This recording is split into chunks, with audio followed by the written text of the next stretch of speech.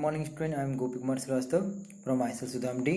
Today I am starting a new chapter of Indian Economic chapter number 7, Poverty.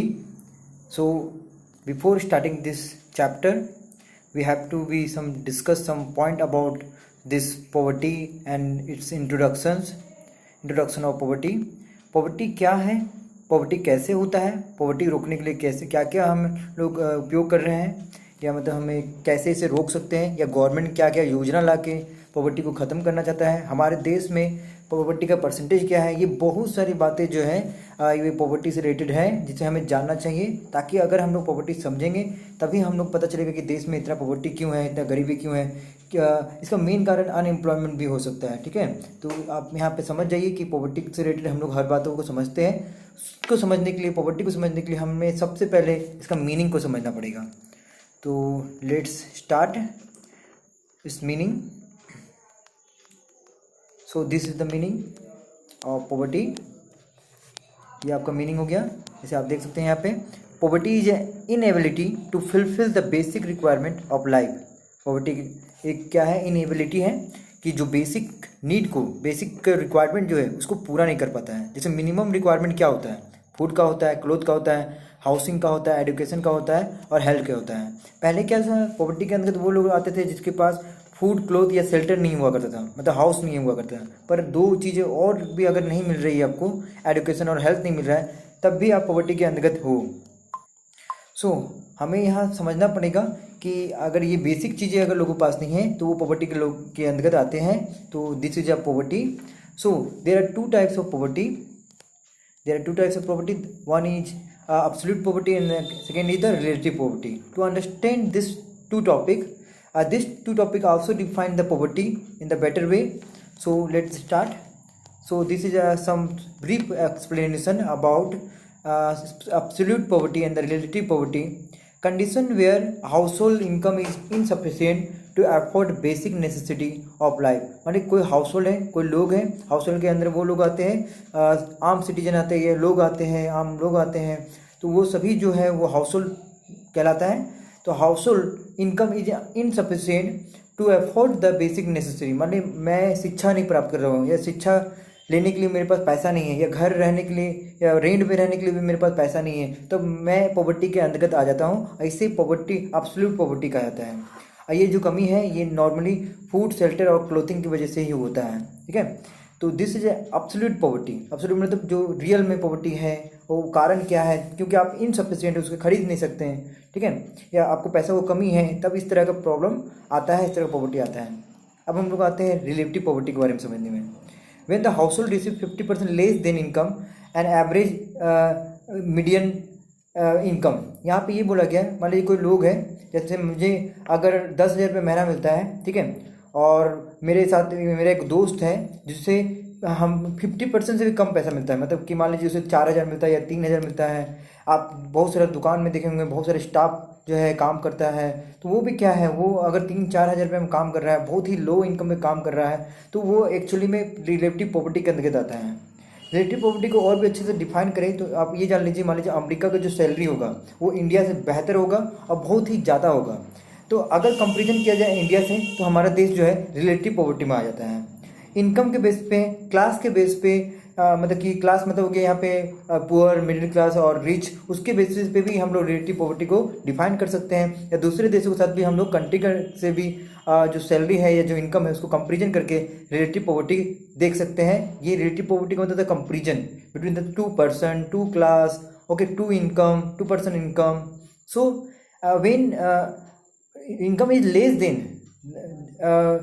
before to the other person, then this situation is known as relative poverty. आप clear हो गए होंगे absolute poverty और relative poverty के बारे में, पर हम लोग और भी इसके बारे में डिस्कस करने वाले हैं, क्योंकि this is very important topic. So let start more about this relative poverty. It refers the poverty across different classes, religion और कंट्री। ये यहाँ पे कहा गया है कि जो पॉवर्टी होता है वो डिफरेंट क्लासेस पे होता है, क्लासेस को बांट देता है, middle class, poor, rich, religion धर्म के अनुसार बांट क्षेत्र के अनुसार बांट देता है, या फिर कंट्री का, या रिलीजन में क्या हो गया, क्षेत्र में तो कंट्री ही हो गया। तो मैंने आपको कहा था जैसे कि आपका इंडिया है और यूएसए हो गया, तो यूएसए हो गया या दुबई हो गया, इन सब देशों का क्या है, जो हमारा जो इनकम है उससे ज़्यादा इनकम इन लोगों का होता है, इसलिए यहाँ पे सैलरी भी क्या होता है, ज़्यादा से ज़्यादा मिलता है। तो ये एक तरह का रिलेटिव पॉवर्टी हो गया। जैसे मेरा एक दोस्त है, मेरा 20,000 रुपया इनकम है, उसे 5,000 रुपया है, तो डेफिनेटली वो एब्सोल्यूट पॉवर्टी के अंतर्गत आता है, मतलब वो गरीबी के अंतर्गत आ जाता है। क्योंकि नॉर्मली अगर लोगों को 20,000 रुपये सबको मिल रहा है, या पर कैपिटा इनकम जो है लोगों का वो भी 15,000 रुपया है, और उससे भी अगर किसी को कम मिल रहा है, तो वो डेफिनेटली पॉवर्टी के अंतर्गत आता है। और इस तरह का पॉवर्टी को हम लोग रिलेटिव पॉवर्टी कहते हैं।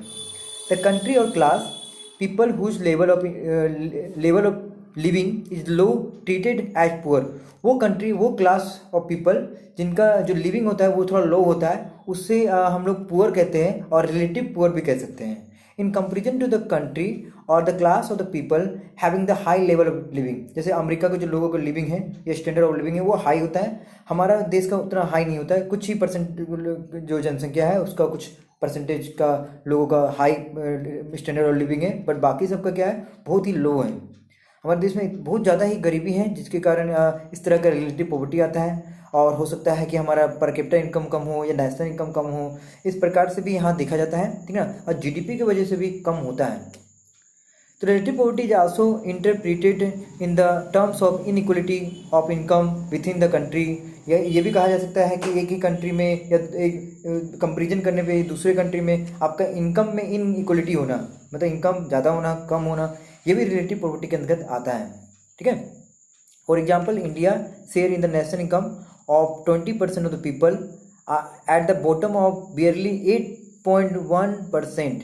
यहाँ बोला गया है, अब बेहतर तरीके से समझिएगा, इसको मैं अच्छी तरह से समझाता हूँ कि पहला बात तो नेशनल इनकम के बारे में बात किया है। नेशनल इनकम हमारा राष्ट्रीय आय होता है, हमारे देश का इनकम होता है। और ये आपका डोमेस्टिक इनकम जो ये कैसे होता है ये भी मैं थोड़ा सा बताना चाहता हूँ आपको कि नेशनल इनकम एक्चुअली में हुआ कैसे। बहुत सारे बच्चे को कन्फ्यूजन होता है डोमेस्टिक इनकम और नेशनल इनकम में। पहले आप नेशनल इनकम के बारे में समझ लीजिए, तब आपको डोमेस्टिक इनकम नेशनल इनकम को समझ लीजिए, तब आपको ये बेटर समझ में आएगा कि ये लाइन जो एग्जाम्पल है क्या बोलना चाहता है, ठीक है। तो उसको समझने के लिए मैं बताता हूँ, जैसे कि आपके देश में हमारे देश में जितने भी गुड्स एंड सर्विस प्रोड्यूस किया जाता है, मान लीजिए 100 करोड़ रुपये का गुड्स एंड सर्विस प्रोड्यूस किया गया है, और 100 करोड़ का गुड्स एंड सर्विस प्रोड्यूस किया गया है, तो डेफिनेटली मार्केट में उतारा जाएगा और उससे फिर सेल किया जाएगा। तो जितना सेल्स होगा उतना ही इनकम होगा। तो देश का इनकम जो है वो गुड एंड सर्विस पर निर्भर करता है, जितना गुड एंड सर्विस होगा उतना ही इनकम होगा। और जब गुड एंड सर्विस सिर्फ देश का हो और देश में प्रोडक्शन होता है तो उसे डोमेस्टिक इनकम बोलते हैं, देश का इनकम बोलते हैं। बट हम लोग सिर्फ देश में प्रोडक्शन नहीं करते हैं, बाहर भी प्रोडक्शन करके भेजते हैं एक्सपोर्ट के रूप में। तो वहाँ से जो पैसा आ जाता है, जैसे कि देश में जो प्रोडक्शन की, देश में जितना गुड एंड सर्विस बनाए, अब बाहर से जो आया, अगर आप बाहर वाला भी जोड़ देते हैं तो आपका नेशनल इनकम हो जाएगा, राष्ट्रीय आय हो जाएगा। मतलब देश का इनकम प्लस बाहर से जो आया, जब मैंने एक्सपोर्ट किया या इम्पोर्ट किया किसी कारण से भी, जब मैंने इनकम कमाया, ठीक है, तो इनकम तब कहलाएगा नेशनल इनकम जब वो आपका देश का भी हो और बाहर का भी हो, सारा पैसा जोड़ कर हो, तो वो नेशनल इनकम कहलाएगा। पर यहाँ पे जो एग्जांपल दिया है उसको मैं समझाने की कोशिश करता हूँ, वापस आता हूँ। जैसे कि मैं एक एग्जांपल से बताता हूँ, जैसे कि हमारा जो जितना भी पॉपुलेशन है, मान लेते 100 करोड़ का पॉपुलेशन है, ठीक है। अब 100 करोड़ का पॉपुलेशन में 20% लोग, 20% मतलब हो गया 20 करोड़। अच्छे समझिएगा, 100 करोड़ का पॉपुलेशन है, मानते हैं 120 है या 30 है, मैं करंट पे नहीं जा रहा हूँ, मैं एक फिगर बता रहा हूँ, ठीक है, समझाने के लिए। 100 करोड़ का पॉपुलेशन है, उसमें 20% लोगों को आप मान लीजिए वो एट द बॉटम है, बॉटम मतलब गरीबी रेखा में है या गरीब है, ठीक है। तो वो जो गरीब लोग हैं उनका जो कंट्रीब्यूशन है नेशनल इनकम में, या जो बहुत ही कम लो लेवल बॉटम में, मतलब जिनका कम इनकम है, वो हमारे नेशनल इनकम में कितना कंट्रीब्यूशन देता है। तो यहाँ दिया गया है कि वो कंट्रीब्यूशन 8.1% है। मतलब नेशनल इनकम जितना भी होगा, हमारे देश में बहुत सारे लोग ऐसे हैं जो बहुत ही कम इनकम पे हैं, तो ये 20% लोग जो बॉटम में हैं, ठीक ना, जो मिडिल क्लास से भी नीचे होते हैं, उनका नेशनल इनकम में सिर्फ 8.1% कंट्रीब्यूशन होता है, मतलब नेशनल इनकम को बनाने में। तो मान लीजिए अगर नेशनल इनकम हमारा 1,000 करोड़ है, तो ठीक है, तो 8.1% उसका निकाल लीजिए, आपका 80 करोड़ ऐसे ही कुछ निकल जाएगा, ठीक है। तो ये एक फिगर है कि उसका जो मिडिल क्लास से भी जो नीचे लोग हैं उनका कितना कंट्रीब्यूशन है, या जो पॉपुलेशन है उनका कितना कंट्रीब्यूशन है नेशनल इनकम में। तो पहला बात तो ये बोला गया। अब मैं और भी समझाता हूँ आपको। और मान लीजिए यहाँ पे 20% जो पीपल टॉप पे हैं, देखिए 100 करोड़ का आबादी है, इसको दो भागों में बांट देते हैं, एक 20% और एक 20%। तो ये 20% क्या है, ये एकदम बॉटम पे है, मतलब पूरे नीचे में है, और ये क्या है, टॉप पे है। तो टॉप वाला जो है, बॉटम वाला जो है, वो सिर्फ 8 पॉइंट कुछ परसेंटेज का कंट्रीब्यूशन करते हैं नेशनल इनकम में, जो कि बहुत ही कम है। और जो 20% जो टॉप में है, उनका जो परसेंटेज है वो कम से कम आपका यहाँ पे 45.3% है। ठीक है, तो याद रखिएगा, यहाँ पे मैं दो ही बात बताना चाहता हूँ आपको कि जो 20% बॉटम से, मतलब बॉटम मतलब मिडिल क्लास से जो कम लोअर लेवल में आते हैं, उनका जो देश में नेशनल इनकम में जो कंट्रीब्यूशन है वो सिर्फ 8.1% है, और जो टॉप पे है उसको 45.5% कुछ है। मतलब देखा जाए तो 20% ऐसा लोग हैं जो हमारे नेशनल इनकम में बहुत ज़्यादा कंट्रीब्यूशन कर रहा है, और 20% ऐसा लोग हैं जो बॉटम पे है, जो बहुत ही कम नेशनल इनकम में कंट्रीब्यूशन कर रहा है, मतलब नेशनल इनकम दिखा रहा है। ठीक है, तो इस तरह से देखा जाए तो एक रिलेटिव पॉवर्टी को मैं बताने का कोशिश कर रहा हूँ इसमें। ठीक है, अब आते हैं हम लोग एब्सोल्यूट पॉवर्टी की ओर कि what is absolute poverty. Absolute poverty in India, the concept of poverty line is used as a measure of absolute poverty. यहाँ इंडिया में कहा गया है कि जो इंडिया के लिए एब्सोल्यूट पॉवर्टी को समझने के लिए आपको एक पॉवर्टी लाइन के बारे में बताना पड़ेगा। इस पॉवर्टी लाइन ही जो है आपका एब्सोल्यूट पॉवर्टी को डिफाइन कर रहा है। तो सबसे पहले हमें समझना चाहिए कि हमारा ये पॉवर्टी लाइन है क्या। ठीक है, इसे हम लोग बीपीएल के अंतर्गत भी बोलते हैं। Refers to the cut off point in terms of per capita expenditure that divide the people as a reason और एज पुअर और नॉन पुअर। मतलब ये वो लाइन है जिसके अनुसार ये पता किया जाता है कि कौन पुअर है और कौन पुअर नहीं। मतलब अगर एक लाइन है, अगर इसके ऊपर कोई लोग है तो वो नॉन पुअर है, और उसकी लाइन के नीचे अगर कोई पुअर है तो वो आपका पुअर ही है, मतलब गरीब है। तो एक लाइन खींचा जाता है जिसके अनुसार ये पता किया जाता है कि कौन पुअर है और कौन नॉन पुअर है, मतलब कौन पुअर नहीं है। तो इसको डिसाइड करने के लिए कुछ एक एग्जांपल मैं यहाँ पे लिखा हुआ है बताना चाहता हूँ। इन India the person who spend ₹116 on the consumption in the rural area. मान लीजिए एक आदमी है जो रूरल एरिया में, गाँव में 816 रुपये कंजप्शन खर्चा करता है, किसी भी चीज़ पे खर्चा करता है, गुड्स पे करता है, सर्विस पे करता है। वो 816 रुपये है, वो हर महीने खर्चा करता है। अब सोचिए एक महीना का खर्च 816 रुपया, कम नहीं है, बहुत कम है। ठीक है, मतलब वो उसी से फूड खरीदता है, उसी से क्लोथ खरीदता है, उसी से जीवन जी रहा है। मान लीजिए आपका इनकम, मान लीजिए कि अगर वो खर्च कर रहा है 816 रुपये, तो उसका इनकम कितना होगा, ज़्यादा से ज़्यादा 900 होगा, या 820 रुपये होगा, उससे ज़्यादा तो हो नहीं सकता। तो जैसा उसका खर्च है वैसा उसका इनकम है। तो देखा जाए यहाँ पे एक एग्जांपल से मैं यहाँ पे यही बताना चाहता हूँ कि रूरल एरिया में जो लोग हैं उसका इनकम जो मंथली है, एक दिन का, शहर में देखा जाए तो एक दिन का खर्च 816 रुपये हो जाता है बहुत सारे लोगों का, है ना। जिनका फैमिली बड़ा हो या खर्च ज़्यादा हो तो 816 रुपये नॉर्मली खर्च होता है। और यहाँ दिखाई दे रहा है 816 रुपया रूरल में एक व्यक्ति का महीना का खर्चा है, और अर्बन में जो है वो 1000 रुपया जो है महीना का खर्चा है अर्बन में लोगों का। तो देखा जाए अगर इस खर्चा से, ठीक है, इस खर्चा से भी अगर किसी को कोई कम खर्चा कर रहा है तो बीपीएल के अंतर्गत कहलाएगा, क्योंकि are treated as those people below poverty line. मतलब यहाँ पे कहा गया है कि अगर गांव में कोई लोग 816 रुपये से कम खर्चा करता है तो वो बीपीएल में है, मतलब पॉवर्टी लाइन में है। और शहर में 1000 से कोई कम खर्च करता है तब भी वो बीपीएल में है या पॉवर्टी लाइन के अंतर्गत है, क्योंकि ये महीना का खर्च बता रहे हैं जो कि बहुत कम है। Based on the new official poverty line 2011-12 के अनुसार जो है पॉवर्टी रेट इन इंडिया सिर्फ 2011-12 का ये रिकॉर्ड बता रहा है कि जो उस समय पॉवर्टी लाइन जो था एस्टिमेट किया गया 21.9%। अभी जो है बढ़ के कुछ आपका 29 कुछ ऐसे है पॉवर्टी हमारा देश में। ठीक है, ये 2011-12 का डाटा दे रहा है। सॉरी, थोड़ा सा खांसी हो गया था, चलिए आगे बढ़ते हैं। तो यहाँ कहा गया था इन terms of the total number of absolute poverty जो है हमारा देश में वो 21.9% दिखाया जा रहा है 2011-12 में।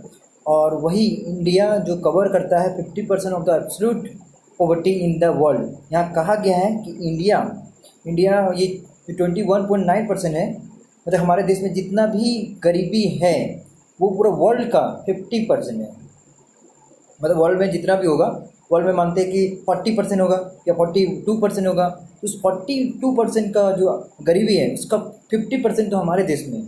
तो सोच लीजिए कितना ज़्यादा गरीबी है हम लोग के देश में, ठीक है। तो इसको बोलते हैं पॉवर्टी लाइन, ठीक है।